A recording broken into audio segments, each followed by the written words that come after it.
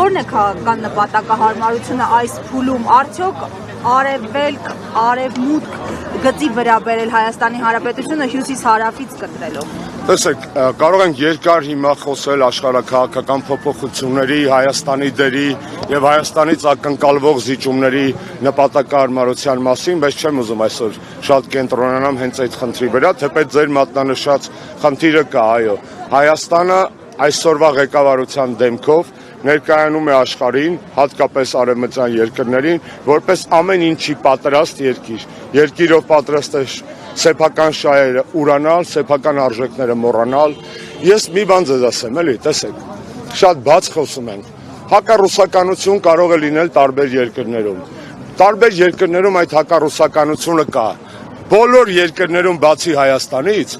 հակառուսականությունը ազգային է։ Այսինքն ուղեկցվում է ազգայինի արժևորմամբ, ազգայինի մասին միֆեր, լեգենդներ, քարոզչություն անելով։ Միակ երկիրը, որի գլխին ջարդվում է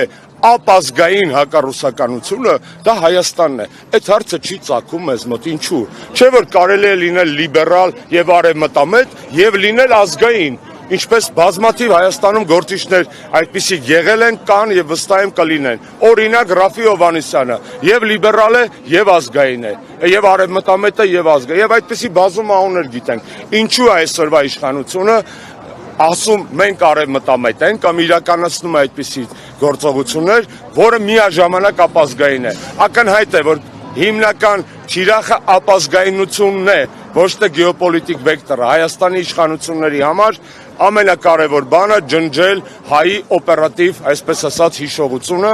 եւ երեկվա նախարարի ասուլիսը արդեն հիշատակեցի, դա մի խայտարակությունների շարան էր, բայց մարդը խոստովանեց մի կարևոր բան, եկեք մերսի ասենք իրան, հա, ասեց հետեւյալը, երբ որ փորձում էր հիմնավորել թե ինչու են կալանքները այդքան շատ, ասեց շատ քիչ մարդ է հետո արդարացվում դատարաններով։ Առաջինը դնում ենք մի կողմ, որ դատական իշխանությունը կախյալ է եւ իրանց կայացրած վճիռները քաղաքականացված է։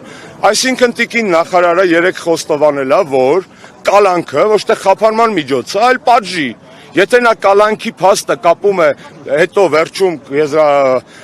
մեղադրական դատավճռի հետ, նա ընդունում է եւ իր ենթագիտակցությունը Ֆրեյդով այսպես ասացի հայտ է գալի, որ այդ կալանքները պատիժ են, ոչ թե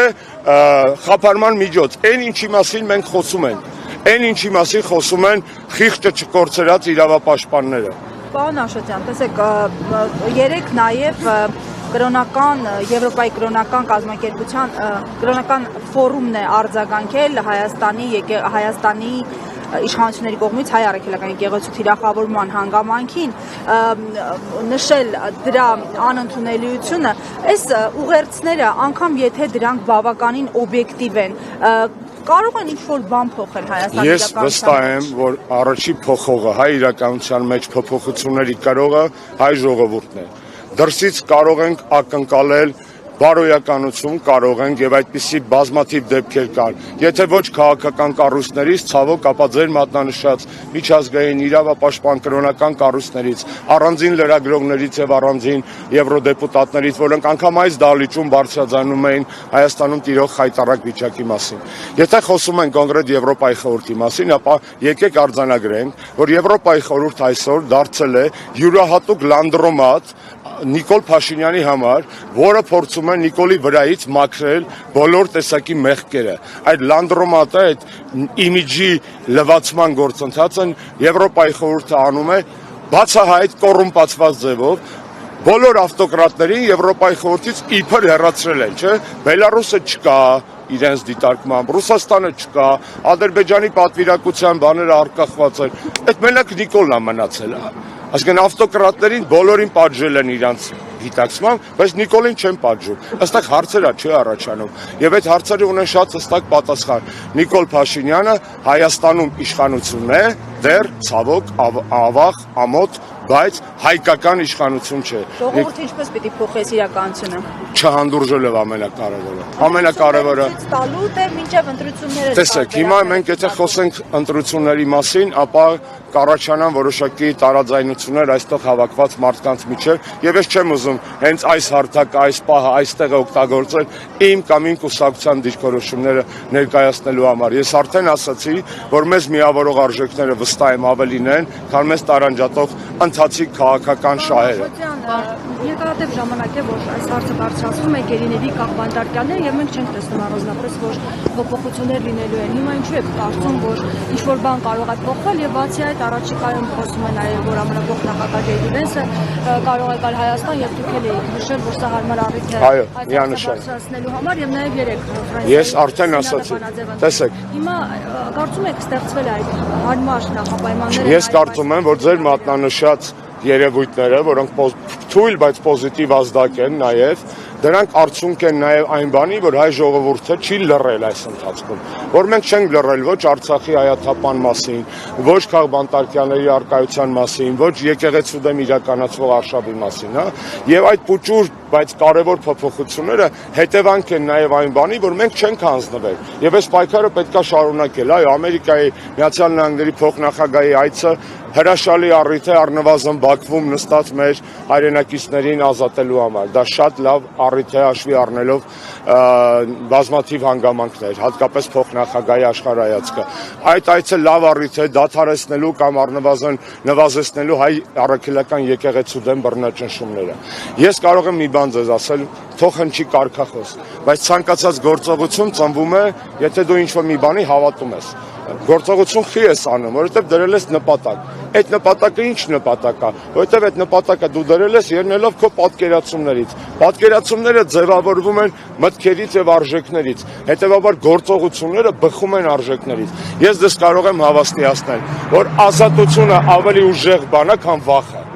Եվ այս կարգախոսը, որ ազատությունը ավելի ուժեղ է, քան վախը։ Եվ Նիկոլ Փաշինյանը, որ փորձում է երկրում ստեղծել վախի մթնոլորտ, չի կարող հաջողել, որովհետև ազատությունը ավելի ուժեղ նարկոտիկ է, ազատությունը ավելի ուժեղ էմոցիա է, ազատությունը ավելի ուժեղ զգացմունք է եւ ազատությունն է բնորոշ մարդուն, ապրող մարդուն, ոչ թե վախը։ Վախը հավերժ լինել չի կարող եւ այս պայքարի ակցիաները, որոնք տեղի են ունենում, այո, նաեւ վախը կոտրելու միտում ունեն։ Մենք չենք վախենում։ Շնորհակալ եմ։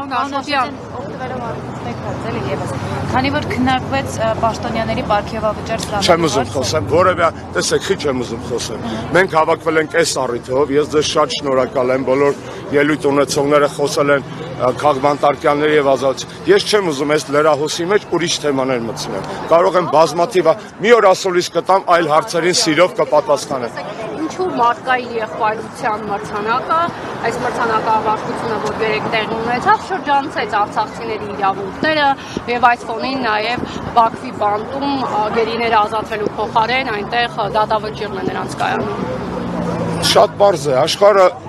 միայն ցույց է տալիս, որ գնահատում է Հայաստանի ներկայիս քաղաքականությունը։ Իրականում որպես մարդ, ով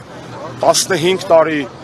ի պաշտոն է շփվել է եւ առայսօր շփվում է միջազգային կառույցների հետ, ես դες կարող եմ ասել, մեզ հրապարակավ կարող են շոյել, մրցանակ տալ, գովալ, բայց մեր մեջքի հետևում մեր հետևից խոսում են։ Ասում են, որ մեր նման անթասիբ պետություն այս պահին չկա։ Ասում են, որ մենք նվեր ենք տարբեր աշխարհաքաղաքական ուժերի։ Եվ բնական է, որ հրապարակավ կարող են շոյել, պարգևատրել, մեծարել, գովալ, բայց հոգու խորքում մեզ չեն հարգում։ Լավագույն դեպքում խղճում են, որ այս վիճակում ենք հայտնվել, որտեղ մենք միակն ենք երկրագնդի բոլոր ժողովուրդներից այս պահին, որ պատրաստ է զիջել սեփական ինքնասիրությունը, պատմական հիշողությունը, իր արժեքները, անգամ կրոնի համար ցույլ է տվել երկրի ներսում այս պայքարը եկեղեցու համար, մենք միակն ենք ու դա ցավ է, որովհետև ոչ Գազայի արաբներն են այդպես վարվում, ոչ սերբերն են այդպես վարվում,